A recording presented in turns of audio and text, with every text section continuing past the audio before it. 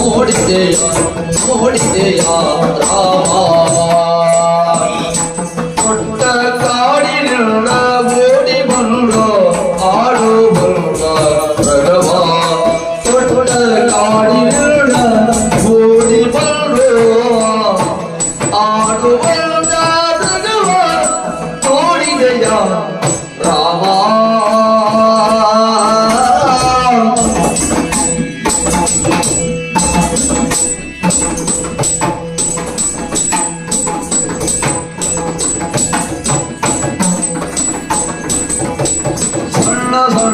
ಗಾಲು ಬೆರಳು ಸಾಲಿನ ಗುರು ಪಾವಗಳ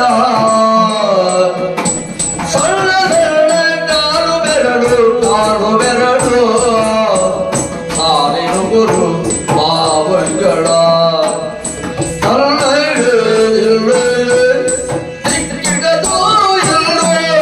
ಕುಡಿಯುವ ಮೃಗವ ನೋಡಿದೆಯ ರಾಮ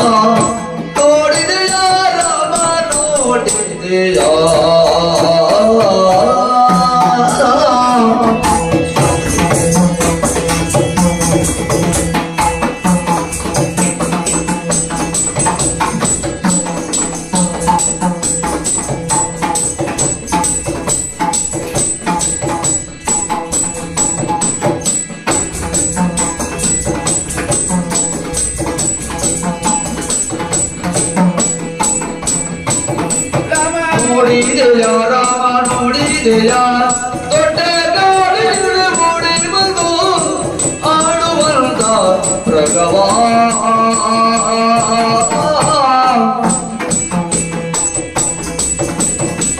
ಸ್ವಾಮಿ ಕಾಂತಾರಕ್ಕೆ ಬಂದಿದ್ದೇವೆ.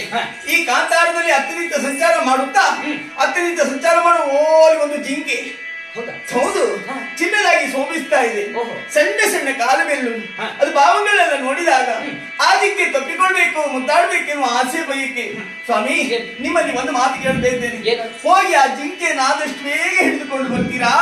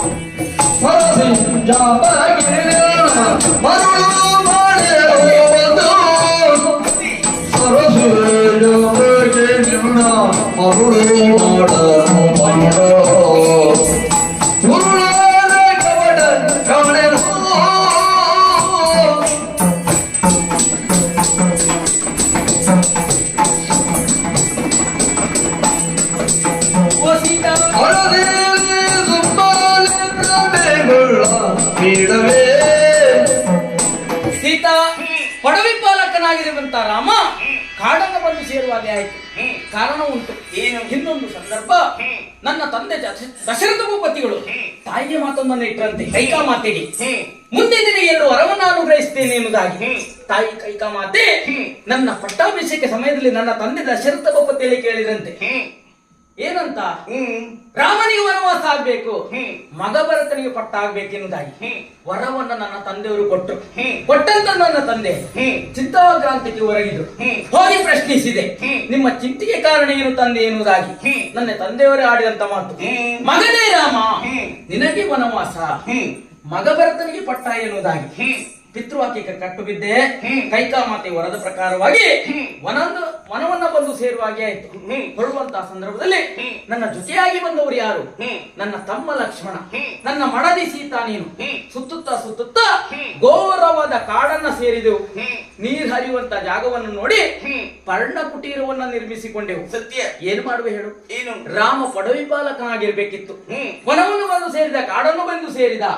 ಹಾಗಾಗಿ ಇಲ್ಲಿರುವಂತ ಋಷಿಮುನಿಗಳೆಲ್ಲರೂ ಈ ಜಾಗವನ್ನ ಪಂಚವಟಿ ಎನ್ನುವುದಾಗಿ ಕರೆದರು.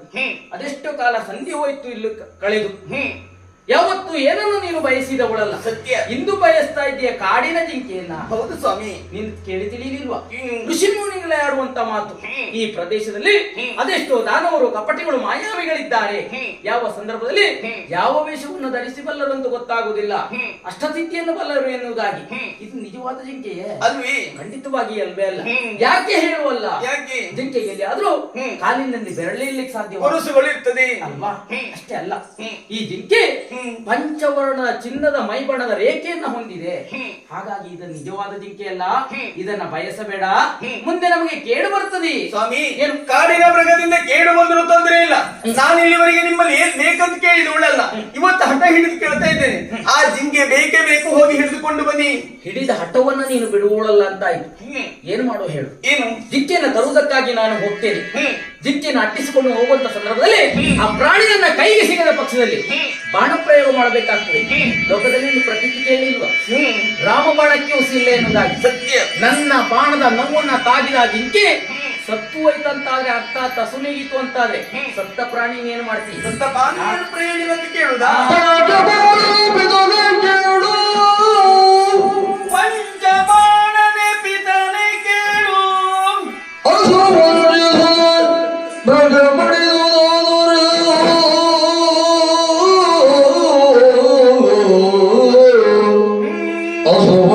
ಸುತ ಮೃಗ ಮಡಿದುದಾದರೆ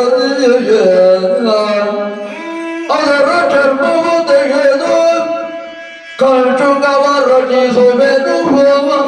ನಾನು ಅದರ ಚರ್ಮವ ತೆಗೆದು ಕಂಚುಕವ ರಚಿಸುವೆನು. ಪಂಚಬಾಣನ ಪಿತನಿಗೆ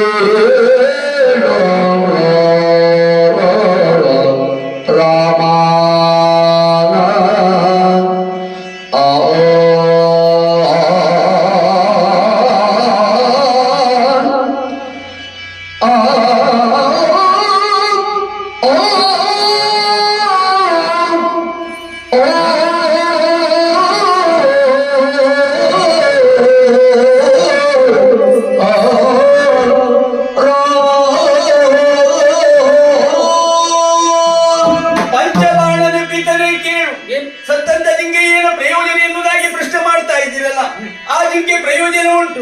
ಸತ್ತದ ಜಿಂಕೆಯನ್ನು ಇಲ್ಲಿವರೆಗೆ ನೀವು ತಂದಿದೆ ಹೋದಂತಾದ್ರೆ ಅದು ಚರ್ಮವನ್ನು ತುಳಿತೇನೆ, ಉಪವಾಸವಾಗಿ ತಟ್ಟಿಕೊಂಡು ಸಂತೋಷದಲ್ಲಿ ಇರ್ತೇನೆ ಸ್ವಾಮಿ. ಹಿಡಿದ ಹಠವನ್ನ ನೀನು ಬಿಡುವಳಲ್ಲ ಅಂತಾಯ್ತು. ಎಲ್ಲವೂ ವಿಧಿ ಲಿಖಿತ. ರಾಮನ ಜೀವನದಲ್ಲಿ ಇದೊಂದು ನಡೆದು ಹೋಗ್ತದಂತಾದ್ರೆ ತಡೆಯುವುದಕ್ಕೆ ನಾನು ಯಾರು ಹೇಳು? ನಡೆದೇ ಹೋಗಲಿ, ಹನ್ನೆರಡು ನಡ್ತೇನೆ. ರಾಮ ಮಂತ್ರ